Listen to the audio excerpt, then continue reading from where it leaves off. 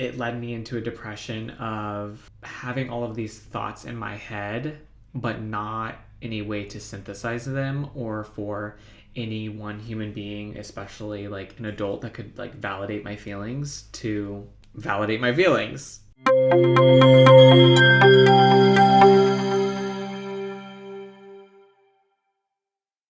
Thank you everyone for tuning in to Free My Pride podcast. I'm Brendan. I'm Greyson. And we are so excited to talk today about cause and effect. We're excited to talk about our mental illness and how it relates to the queer identity, but talk about where it stemmed from and also the effects that it has, because once you're, diagnosed with a mental illness, unfortunately, you're stuck with it your entire life. Yeah. So we are going to go a little bit more in depth into kind of our true feelings. We're going to get down in the nitty gritty. It's going to be truly feel like a therapy episode. And which is prompt for me because I just ended therapy sessions yesterday, actually. You ended them? Yes. It is too expensive. So yeah. I got what I got and I got out.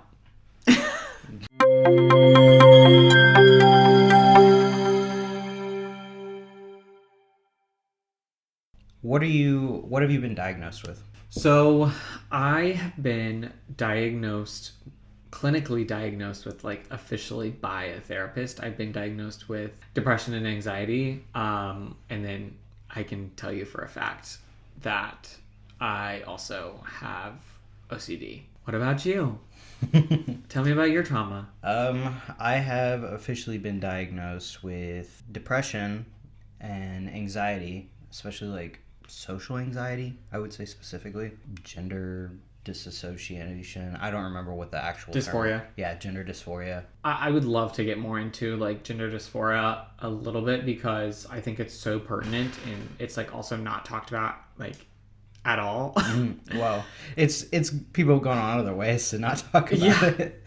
Especially nowadays with the changing tides right in politics. I think it needs to be talked about way more often. I'm going to say this one sentence and then I'm going to stop talking about politics, but like it needs to be talked about in schools. So I would love to get into that a little bit further, but like you said, it's hard to like pinpoint the exact time in like the zeitgeist of my life. But yeah. I think it directly relates to my queerness and like being gay and not being able to address those feelings when I was a kid. I didn't even, and I think I've talked about this, but I didn't even know what gay was until probably like 8th grade. I think it was just pushing down that feeling, or not even pushing down because I didn't even know it was a thing. Like I thought that that's just what happened. It led me into a depression of having all of these thoughts in my head, but not any way to synthesize them or for any one human being, especially like an adult that could like validate my feelings, to validate my feelings. Right. Seeing no representation. I remember the first time I saw a gay couple kiss was in the Take Me to Church by Hosier music video. Really? Yeah, that was the first time I saw a gay couple kiss and I was like, oh my God, like holy shit. I mean, oh my God, literally, because like I went to church every Sunday. That wasn't even that long ago if you really think about it. Like, no. I mean, it feels like a while back, but it's not really. No, but not when you're talking about our timeline, which they kind of coincide. Right. I think my depression specifically stems from not having the bandwidth or the outlet to talk about my feelings or my thoughts, because the only place that it was discovered, like, and I'm going to be so truthful and honest here, like the only place that I knew that you could like find some of that was porn. Like that was the only place that I could go to like feel that I wasn't weird. Right. Well, I mean, that makes sense because, yeah, it's not in that setting. It's not like weird. It's not discriminated. It's everywhere, you know? Yeah. I guess, when did you kind of realize that you were interested in men? It's weird. And I'm like, it's so It's such an odd question, and I honestly get that a lot. Like, as a gay person, like, straight people just want to know, oh my God, when did you know? It's like, Yeah. fuck off. No, I mean, like, there's the No, I'm obvious kidding. answer of, like, you always knew, which, I mean, a part of you always knew. I didn't. But, like, the acceptance of, like, okay, this is obviously not the path for me with women. I wish I shared that sentiment because I didn't know. Really? No, because I didn't know that you could be gay. Yeah. I had never met a gay person. I had never seen a gay person on TV. I grew up in a really small town, not really, but like a small town in Indiana. Like, I didn't know what gay was. Like, I didn't even know gay was a thing. You know, I don't know what I thought. I just knew that I was different, that I was being called gay in elementary school and in middle school, and I didn't know what that meant. I thought it was just like kids being kids. Right. You know, and I didn't know. So, like, I would say the answer to that question is, like, I knew in high school. Yeah, if you never really actually knew. High school is like when you make the discovery for like everything too. Yeah. Like, because I had girlfriends. Like, I was a player in elementary school. Oh my God. I had girlfriends on girlfriends. And Yeah. in middle school, I had, like, in middle school, your relationships aren't serious, but I had, like, for middle school, I had a serious relationship. Like, I dated someone for 6 months in middle school. That's a long time. No, yeah, in middle school, yeah, that's wild. So, like, you think that maybe, like, pushing those feelings down, or maybe not even pushing them down, but just, like, not understanding it, really, and just knowing that you were not able to kind of relate to everybody else, do you think that maybe that was, like, one of the major areas of where your depression kind of came from? 100%. It was like my depression came on when I started knowing that I was gay, or when I started identifying as gay just to myself. You know? And I think it, like you said, it just stemmed from the, like, shadow of me not knowing. Right. You know, it stemmed from me not having education on any iota of queerness. Do you feel like when you were, like, before you had come out, before you even knew, like, what gay was, you were, like, constantly trying to, I don't know, project this other person? Like, you weren't able to, like, actually show who you were? Or do you feel like you were actually living who you were, just you weren't actually dating? I don't have an answer for that. I don't know. I was in such, like, the darkness of, like, unknowing. Right. That I couldn't tell you. You know? I think I was living my true self. I wasn't really trying to be someone else, I guess. Right. What would you suggest to somebody else in that same position? That's like, I mean, I guess you couldn't really suggest anything to somebody that was in that position to where they didn't know what gay was, because obviously they would never hear this, but maybe somebody that was just finding out who they were. I would rather gear a message toward parents. Really? Because I think kids are going to be kids.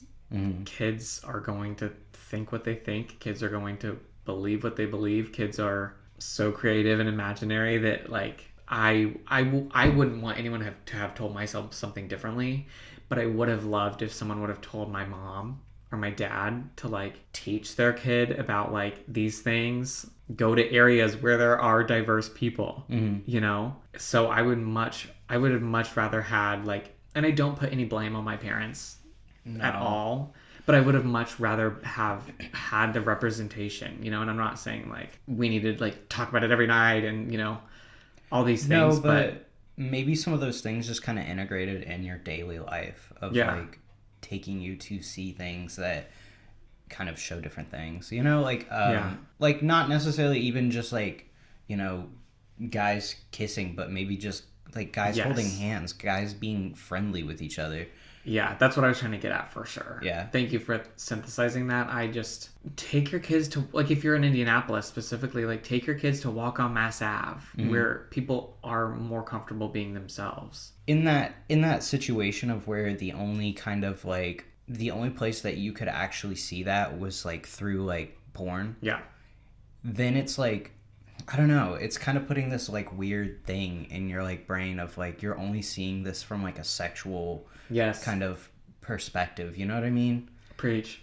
So yeah, I mean, I had to do a lot of soul searching when it came to my queer identity because like when you do come about it from like a sexual perspective, that's all you think being queer is. And truthfully, like I went through a lot of personal and individual and like internal trauma because I thought that like being gay just meant like going on Grindr and just like Having sex. Yeah. Like I thought that's just what it was. Like before I was 18. Right. Well, and I mean, if you think about it, like that was the only place that you had seen it, so it was just like okay, like this is what gay men do. Yeah. You know. And that was the only place that being gay was okay. Yeah. Like I didn't. Holy shit! I could never have believed that I would be holding hands with my fiance, who is also a man. We're just walking down the street in a small town in Indiana. Right. You know, I'm glad I've done a lot of the soul searching that I have because I would be I've been in really dark places and like depression was like, unfortunately, the side effect that I got from like being gay. Right. Where do you think that your specifically depression stemmed from? It's a hard one, honestly, though, because it's kind of been with me for a really long time. So it's hard to kind of like navigate where it started. But I would say if there was like a location of which I felt like probably the most down and like felt the effects the most would probably be like middle school. I feel like that was the time that everything was like happening and changing, and like even with like my family dynamic and everything. My dad had started drinking really heavy then, and his mood swings was getting to us, and it was just really, I don't know. At that time it was really hard, and I don't think that I knew what depression was then. It was like a slow build up, to be completely honest. So it happened in middle school. How did you combat that, and did it have any correlation to being queer? Oh yeah, 100%. I always felt really, really different. I don't know, like, so I came out in middle school. It was like more of a forced out, but wow, yeah. But I was out in middle school, and it still didn't feel right. Like, even though I was living like who I thought I was, it was like still something was just off, and I couldn't really figure out what it was because, like you hadn't known, I didn't know that people could be trans. You know, I thought that you were just born as what you were born as, and that was what you had to live as. Well, and it's interesting too because you, and don't let me put words into your mouth, but you came out as lesbian before you came out as trans. Mm-hmm. I think that projection is just a subtle way of like getting to your true self. For me, yeah. I mean, I can understand how maybe somebody else who's also a trans man could just continue to like men, because I've seen that as well, you know. But yeah, absolutely. But for me, yeah, it was just like one more step, you know. It was everybody else. Let's see if they accept me for this, and if they can't accept me for this, they're not going to accept me for the next thing, right? You know? Well, and that's kind of why I asked it, and I think maybe you should speak a little more on is, do you think that maybe made you depressed because that was just another step you had to take, like you said? Did you know that you maybe like weren't a lesbian and you were just a trans man? At that time, no. I had no idea. I mean, I never liked calling myself a lesbian. I hated that. And I hated when people would refer to me as that, because it was like just a reminder of like, you know, something's not right. So, I mean, it was just always like I just want to look at it as I like women. Like, you don't call straight men. Like, you're just like, they just like women, you know? Yeah. What does that stem from though? Because I think that stems from internal homophobia. Yeah, maybe it was. Yeah. You know, like I think it's like me being called gay, or like, trigger warning, me being called a faggot. Yeah. You know, like I hate that word because it's what I am. I guess, but do you hate it because it's what you are? Or do you hate it because like that's, you know, it's looked at as like a bad thing? Or do you hate it as because it's been something to always like outcast you? It's always been shown in like a negative light. Well, I still want to hear what your thoughts are, but yes, I hate it because I have a lot of internal trauma from being called that repeatedly, like being pushed down and called that, like, right. You know, I still have to deal with that, but like that word I hate specifically because I've associated it with terrible memories from my childhood. Right. And of course, that's not who you are today. So like I just was wondering if that's maybe there were some similarities to that when you were going through that. Yeah, I mean, it definitely could be. I mean, I was called that all the time. Yeah. I was the only female that actually liked girls I mean, there was, when I came out in middle school, there was a bunch of people that was like, oh, I'm also gay, you know? Yeah. But then they were just like, just kidding, you know? No, I mean, like, yeah, it could definitely come from maybe, like, some pent-up aggression towards that, or... Yeah. I think it's something we all have dealt with and still are dealing with, you know, as queer people until we get the representation and the education that we need as humans, like queer kids, queer adults, queer whatever, are going to deal with that until the end of the time. Maybe that's why it's so important to, like, kind of, like, teach your kids, you know, kind of integrate that into their learning as children, is so that they don't, if they are gay or if they are trans, they don't grow up hating themselves, you know? Not only that, but, like, even if they are straight, they're desensitized to it. Yeah. If I have a kid, there's no gay agenda. Mm-hmm. I'm simply will be educating them on the facets of life and the differentiation of humans. Right. It's the same with, you know, race. It's the same with religion.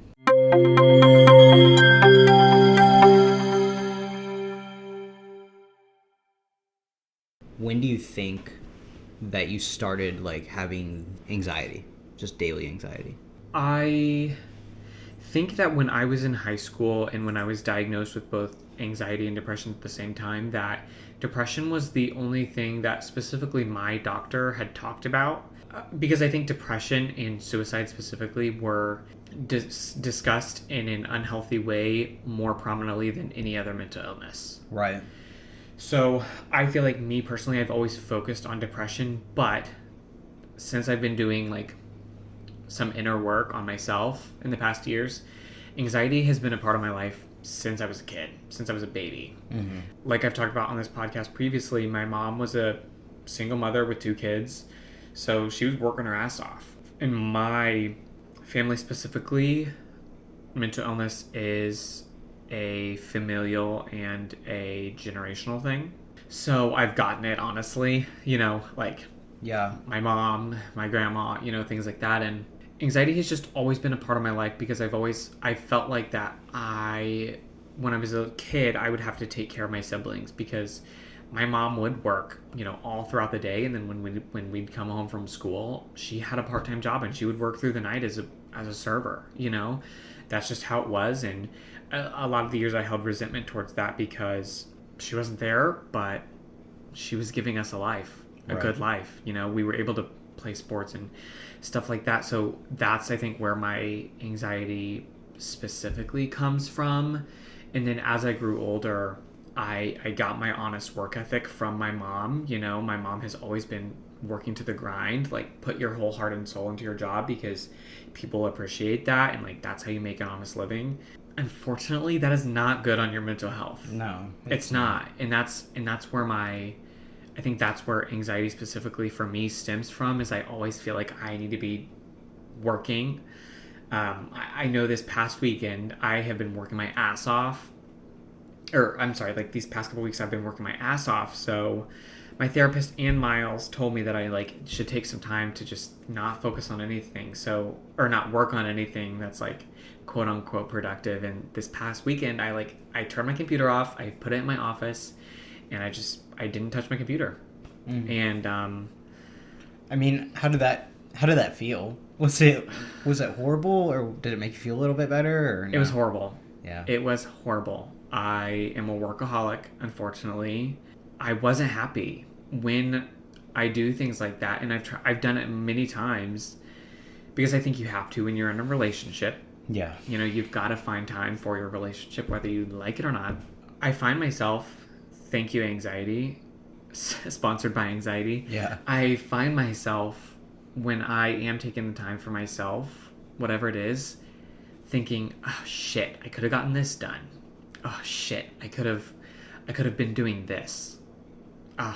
This is really sad, and it's could be triggering, but a lot of the times when stuff like that happens and I'm taking the time for myself, I get down on myself for laughing.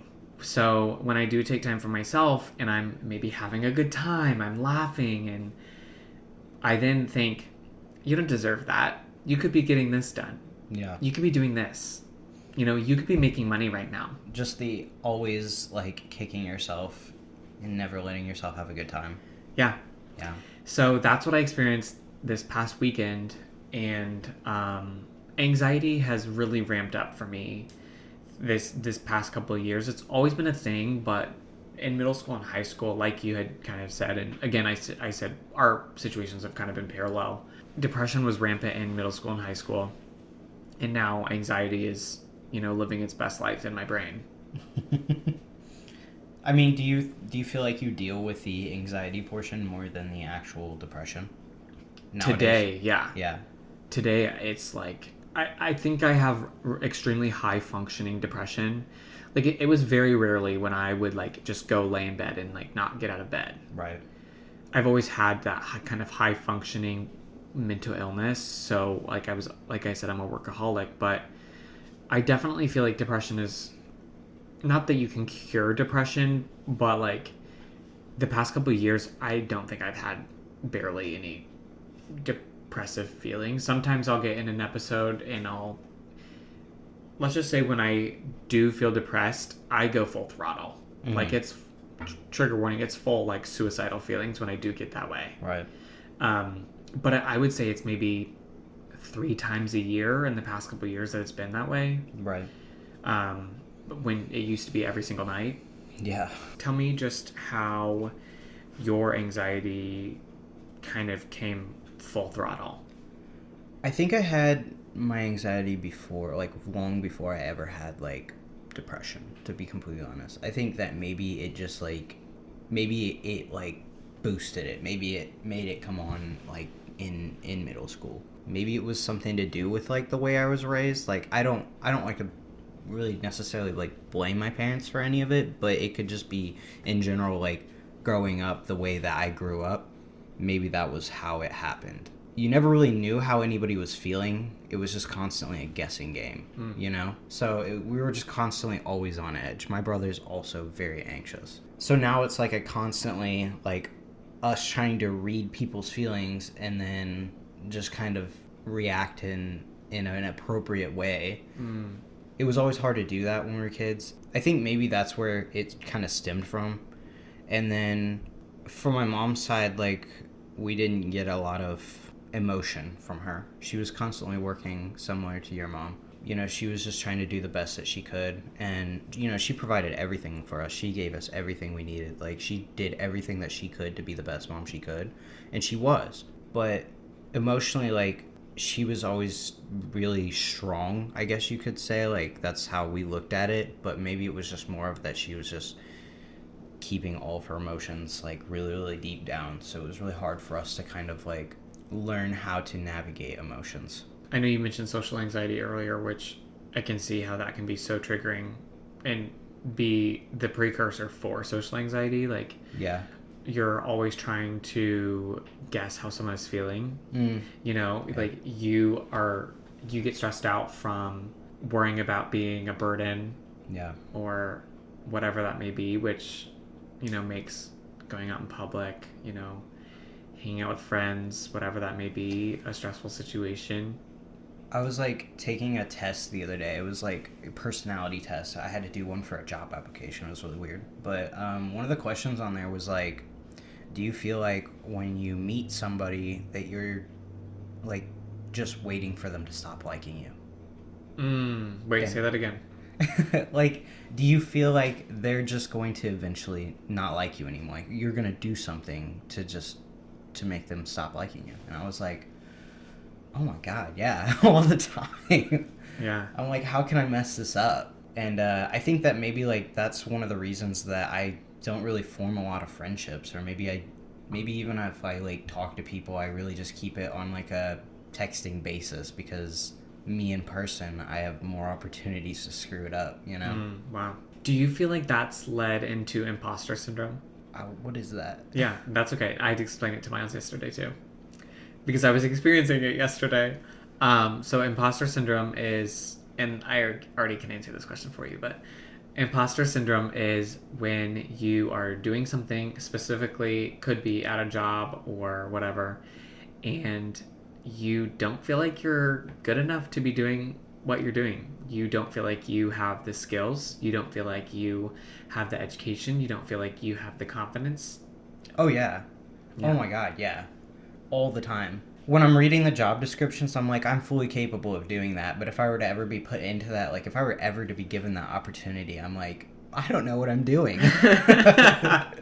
Yeah. You know? And it's, like, hard to act super confident when you're, like, in those interviews. Maybe that's one of the reasons I haven't gotten anything, because I'm, like, when it comes to the interviews, I'm just like, yeah, I can do it. Not the voice crack. I think a large part of that is anxiety. It is. Anxiety kind of makes you lose a little bit of who you are because it stops you from doing everything that you actually like doing. It's important to note that you are more than capable to be doing whatever job you apply for. Any of the listeners, you're more than capable to be doing your job. You're more than capable to be doing whatever you're doing at the moment. Yeah. It's a lack of confidence that's really dangerous. It is. It'll stop you from doing things that you really want to do. But Yeah. I mean, it's really, really important to push past that, or else, you know, you just kind of get stuck in this never-ending cycle of not doing anything.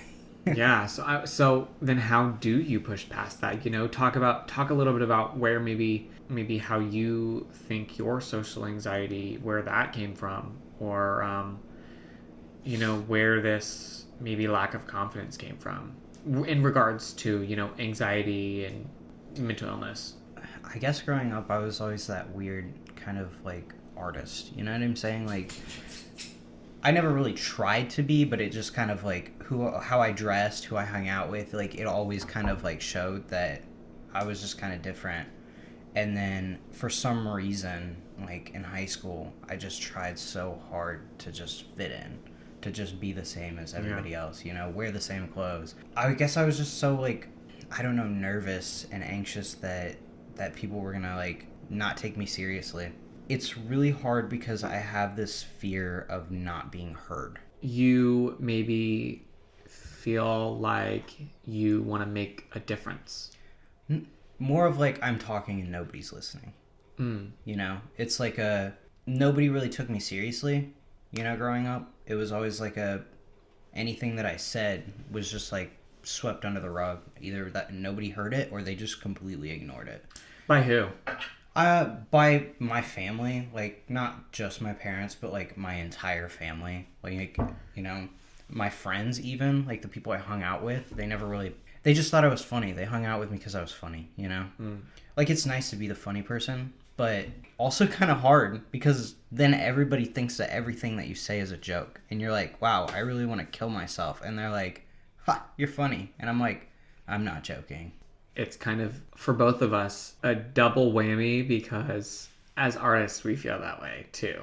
When you're an artist, and I think there's a clear delineation between art and design, but I think both of us specifically at first identified as artists and still somewhat do.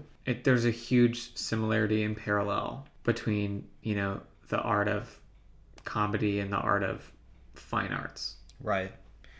Yeah, I mean, most artists that you know are funny. There's so much pressure on, what I'm trying to get at is there's so much pressure on both communities, even if there is some overlap, to be always on.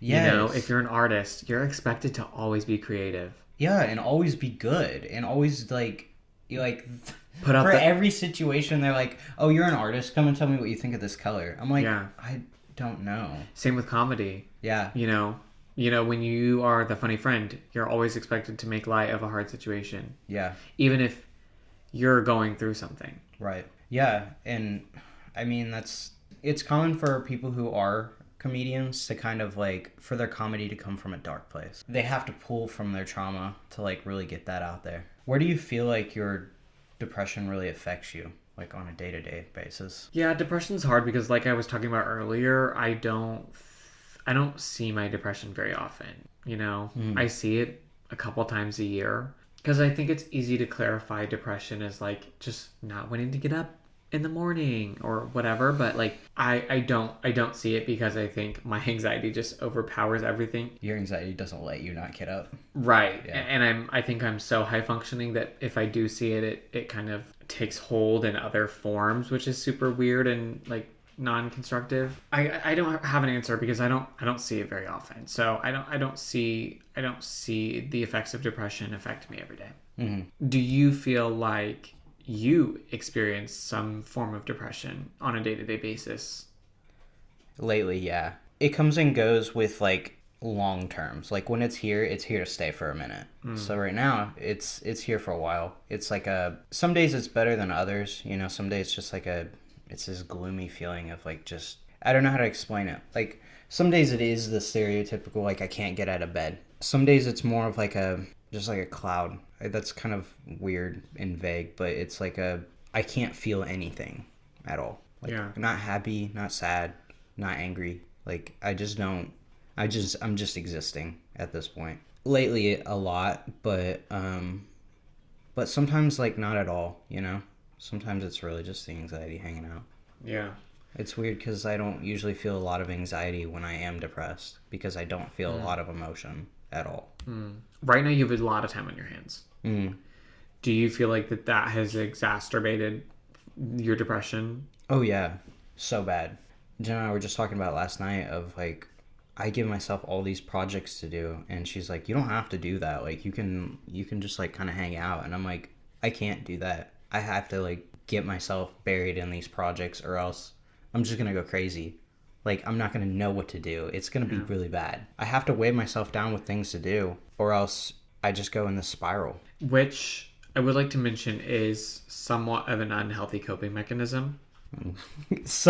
Just a little bit. Well, I do think it's somewhat because in some ways it's beneficial because it's getting your mind off of it. It is. And it's getting things done. And you're getting shit done. Yeah. In other ways, you're negating it. You're negating your true feelings. You're negating how you're really feeling. You know, you're not addressing those feelings. And I guess like when I'm doing that, I won't let myself anywhere near what is making me upset, what's making me feel, where I know that depression is kind of hitting. So like right now, it's design. I haven't designed anything, like truly designed anything for myself in months because I just won't let myself near it. Yeah. Because I don't feel like confident enough to do it. I feel like maybe I'm a shit artist or something like. I think it's like a trauma response from the past year. Hopefully you're able to get out of it soon. Yeah, I don't know. I mean, like, I haven't done actual art, which is another thing that kind of, like, I had this, like, negative feeling towards. I haven't done that in years either. So I think the true thing that you could take away from this is you just told me the things that relieve stress, the things that get you out of depression. So you've just got to take the time to do those things. Yeah. You know, maybe if you are feeling depressed or upset, then you go paint something. I mean, it's just such a mixture and an unfortunate cocktail that so many people nowadays, especially Gen Z, it's like just Gen Z is riddled with depression and anxiety. Like I think more people have depression and anxiety than people who don't. Yeah. Millennials are the ones that kind of got it the most as well too, you know, like it started there and then now it's like trickled its way down. Well, we're in a weird period because you were born in 2000 1999. You were born in 1999. Okay, so was I. So we were born in a weird predicament because like we're right on the cusp. Yeah, of both. Of millennial and Gen Z. I think we were just talking about it the other day. It started in 1997. Yeah, so we're like... Of like Gen Z's started in 1997. Yeah, so we're like really, in the very beginnings of this new generation. And I think, especially nowadays, again, with the politics, like we're seeing the combative nature of both sides.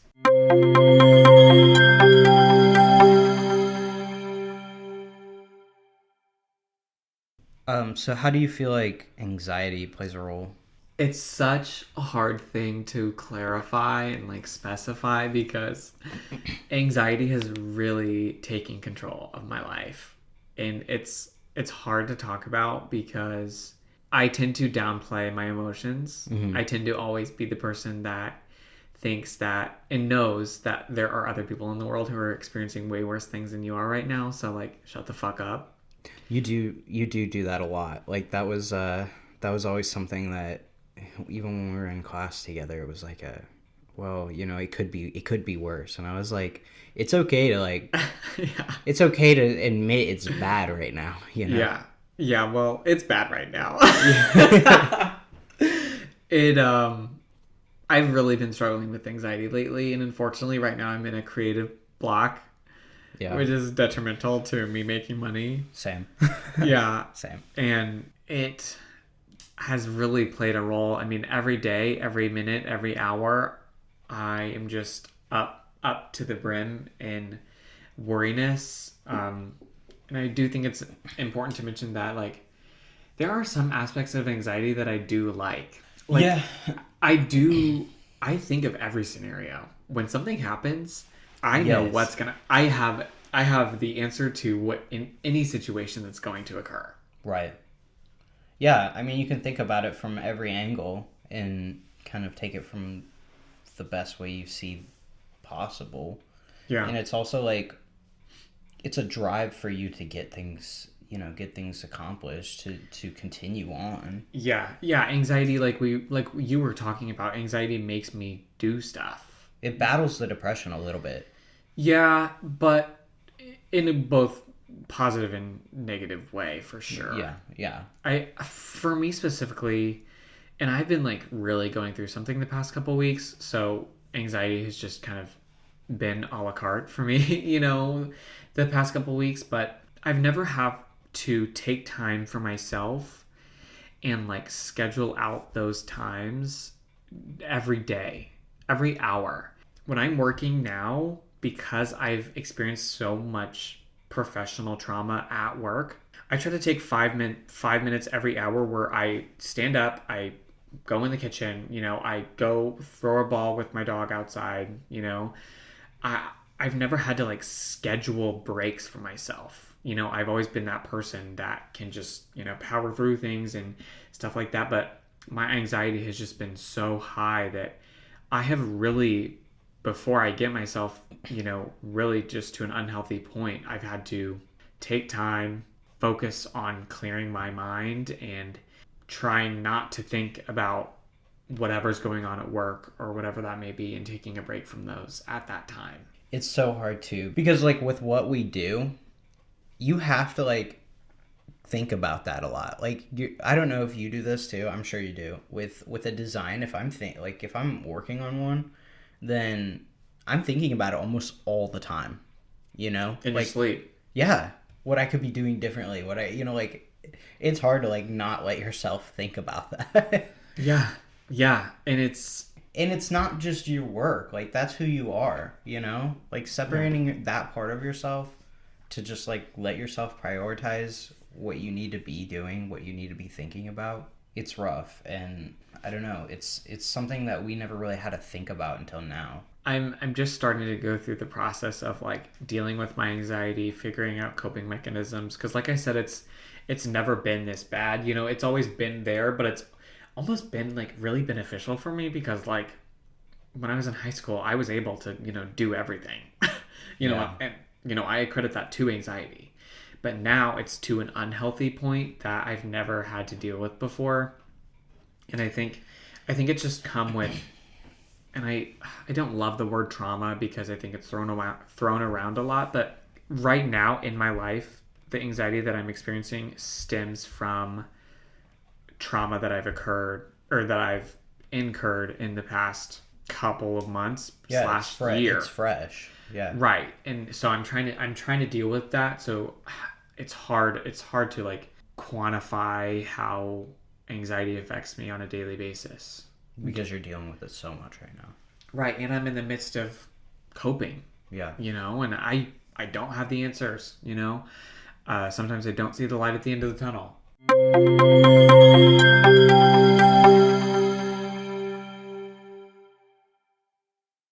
How does your anxiety affect your day-to-day life? It's a lot like what we were talking about with the depression, I guess. It's like it stops me from actually doing the things that I want to do. Like it's in the back of my mind telling me like that's not original enough. Like if I'm working on like an art piece, that's not original. You're just like looking at something else. You're getting your inspiration from something else. There's such a drive to do something like original and different that if you do something that's like slightly similar to somebody else's, you're just like, this is not even worth doing, you know? So do you think yours stems from like a little bit of paranoia? Yeah, no, 100% paranoia of like everything, you know? It's not just that, but like it's everywhere. It's really weird. It would be hard for me to imagine my life without it. There's some sort of comfort in it, in being anxious. If it was taken away from me today, I can't imagine how that would feel. It's hard to say that there's a healthy level of anxiety, but unfortunately there is, and I think that's where you draw the delineation of mental health versus mental illness. Mm-hmm. Everyone experiences anxiety, whether they've been clinically diagnosed or not. But I think when anxiety gets to the point of deteriorating certain aspects of your life, that's when you cross the threshold from mental health to mental illness. You know, ever since I was a kid, people have always been like, it's so cool that you don't care what people think of you, you know? Because, like, I would always wear, like, weird clothes, and I would always, like, act really fucking strange. And I was always, like, cracking, like, really dark or really stupid jokes, you know? And I would get judged. I would get picked on and bullied for that. But people were always like, you know, it's so cool that you just don't care what people think of you. But, like, internally, I really fucking do. I really care what people think. I really don't want people to like not like me. I've always like wanted everybody to like me, and I've always wanted to make everybody happy, and I try my best to do that every single day. I don't know why, but there's this like urge within me to like make people proud of me, like specifically like my mom or Jenna or Dylan, you know? Like even my dad still. Like I want them to be proud of me. I feel like no matter what they were to say, even if they were to be like, I'm so proud of you, it will never be enough at this point. I think you tend to just worry. Yeah, no, I do. I mean, that's to an unhealthy point. I think sometimes with you, and tell me if I'm wrong, and this is also going to be kind of dark and deep, but I think you tend to worry so much about what other people think that it makes you not do it. It does, yeah. Which is so unhealthy. It is. I mean, and that's it. I do that a lot, you know? Like, it stops me from doing a lot of things. And even just, like, what I wear. Even just, like, what I eat. Even just, like, you know, how I decorate and stuff like that. I'm like, oh, people think that's weird, you know? It stops me from doing a lot of things I want to do, is, I guess, how I would say it affects my daily life, you know? It influences all of my decisions. Yeah, it's really interesting because, like, our anxieties are two completely different things. They really are, yeah. You know what I mean? It's crazy how something in your brain chemical levels can, like, make people do...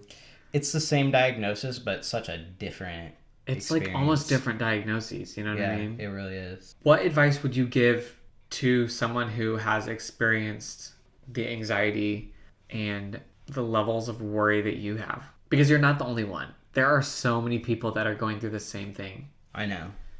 I guess my thing is that the only thing that helps me in situations as to, like, if I were about to get up on stage and, like, do something, like, do a presentation or something, I think about later that day. I think about myself in a setting that makes me really, really comfortable, you know? What I'm going to eat for dinner or what I'm going to do later.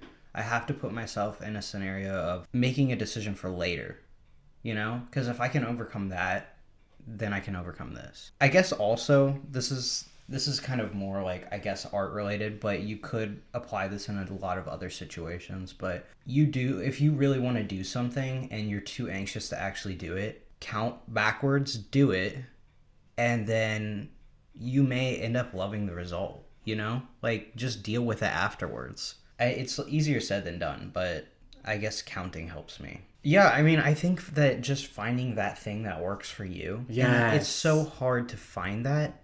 Yeah. But, like, for me, personally, and this probably wouldn't work for everybody. It probably wouldn't even work. It may not work for anybody but me. But just thinking about that, like that setting, that later on, thinking about once I get through this, I can be there. Once I get through this presentation, I can go home and I can just like be home with my dogs, with Jenna, and be in this like comfortable state. I have to get through this to get to where I want to be.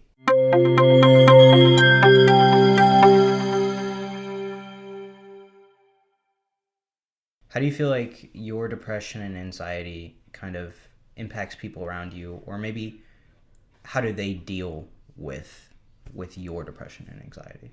Miles and I are still working on that because he doesn't really struggle with mental health or mental illness at all, if at all. So it's kind of hard for him to see where I'm coming from when I am really anxious. So we're working on that. Miles and I were kind of talking about this last night, but when someone is anxious to the point of mental illness, when a person is depressed to a point of mental illness, it really brings down people around them.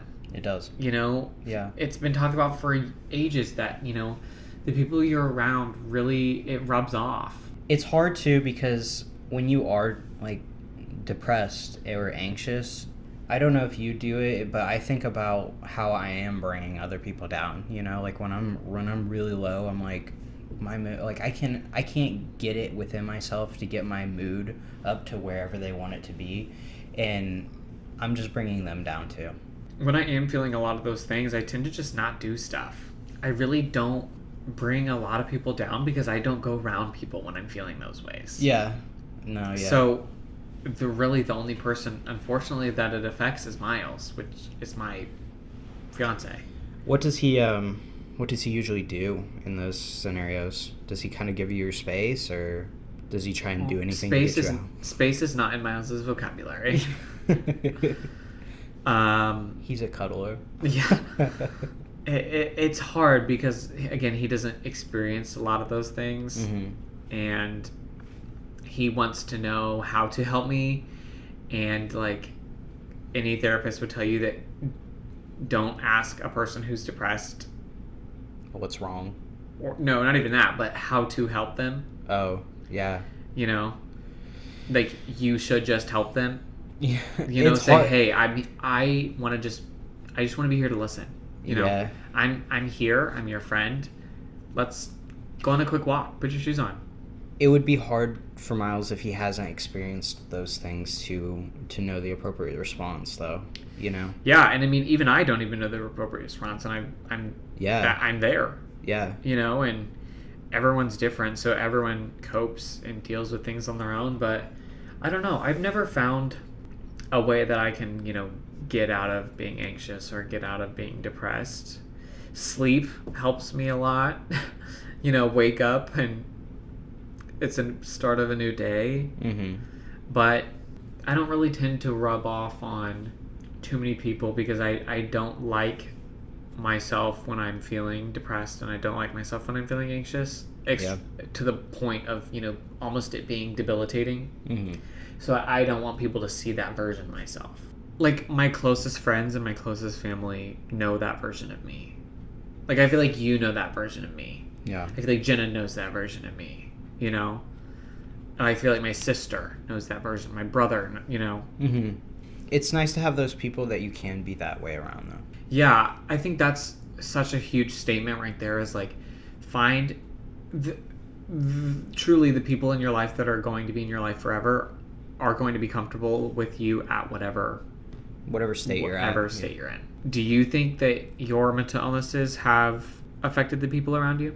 Yeah, they definitely have. When I get really down, or especially when I get really anxious, like, I kind of nitpick. I get like really, really anal about like the small things. Like, I get irritated, and it's just because I'm really upset about something much bigger, but maybe I'm not letting myself think about that, so I just become like such an asshole about small things. I don't really know that people like know that completely. I don't know that they've like caught on to that, or maybe in those scenarios they don't catch on to that. But I know that I upset them, or like if I'm just feeling down and I don't feel like hanging out with them, or maybe like they're there and I don't really feel like talking, like I just get really quiet, you know. I try to just kind of keep out of things because I don't want to make things worse, but they're around me so often, and I, you know. But that makes you worse. Yeah, it does. It really makes it worse. Internalizing. It's rough because I've been dealing with like this really just overall like horrible spiral lately, and my brother's been over there every day, like pretty much, and you know, I love my brother and I love when he's there and stuff, but like sometimes I just need that like alone time. And when he's there, I feel like I have to like entertain him and stuff like that, you know, and like I don't know, I have to be somebody that I don't feel like being at that point. I feel like such an asshole, you know, to him when he's there because I'm doing that nitpicking thing. But I don't know. It's like that's a whole different topic for another day. But they can definitely tell when I'm. Maybe they don't know that that's what I'm dealing with, but they can definitely tell that something's up. Yeah, and I'm not talking about your brother specifically, but like for example, when maybe you are an asshole to your brother or whomever that may be, and you're in one of those states, how do you go about maybe apologizing or, you know, justifying the situation and explaining your emotions? Because I struggle with that so much. I don't. I get so mad at myself about it. I get so pissed off that I'm doing it, and I know that I'm doing it, and I'm like, stop doing it, but I just don't. And then I don't apologize for it because I'm just like, I can't bring myself to apologize.